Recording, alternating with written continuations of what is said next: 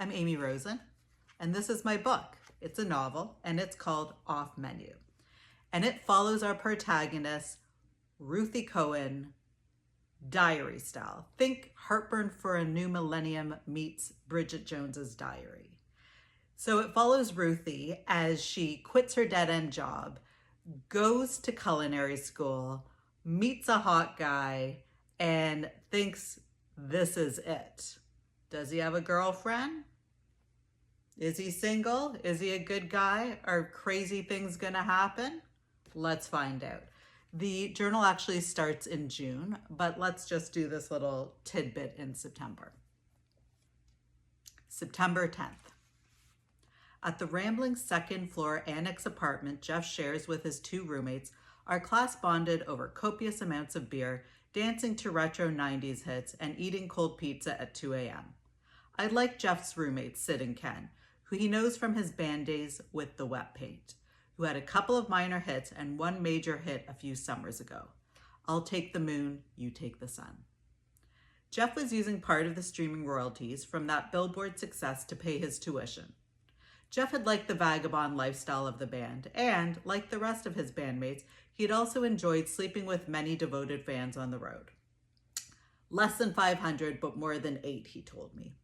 The difference between Jeff sleeping with the fans and his bandmates sleeping with the fans is that while the other guys kicked the girls out of bed as soon as they rolled over the next morning, Jeff at least cooked them fluffy omelets filled with sauteed mushrooms and Gruyere before showing them the door. Sid and Ken still play small gigs, but like Jeff and me, are mostly trying to figure out what to do with the rest of their lives. Wow, who's that? Asked Trish, pointing to the blonde supermodel across the room.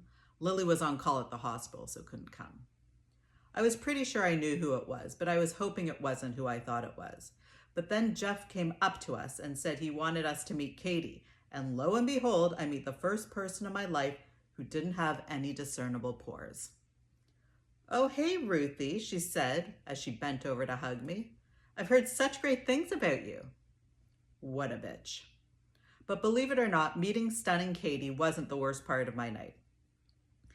If you would have told me 24 hours ago that it was possible to embarrass myself, even worse than that time I got my period in a canoe, or worse than that time I mistakenly slapped Miss Crawford's ass instead of Lily's, and worse than that time I barfed in the bridesmaids line, and worse, you get the picture.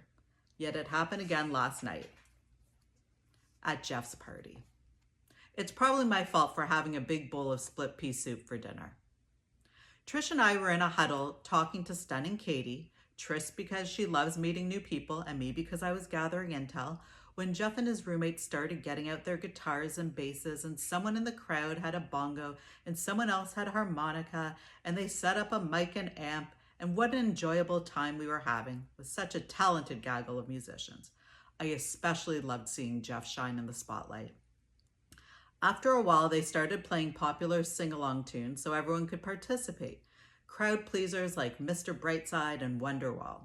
At one point, I popped up to sing Hey Jude with Katie and Trish, and as I did, I somehow fumbled the mic.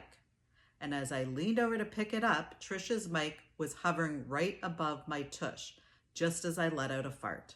It wasn't a huge fart, but it was amplified by 10.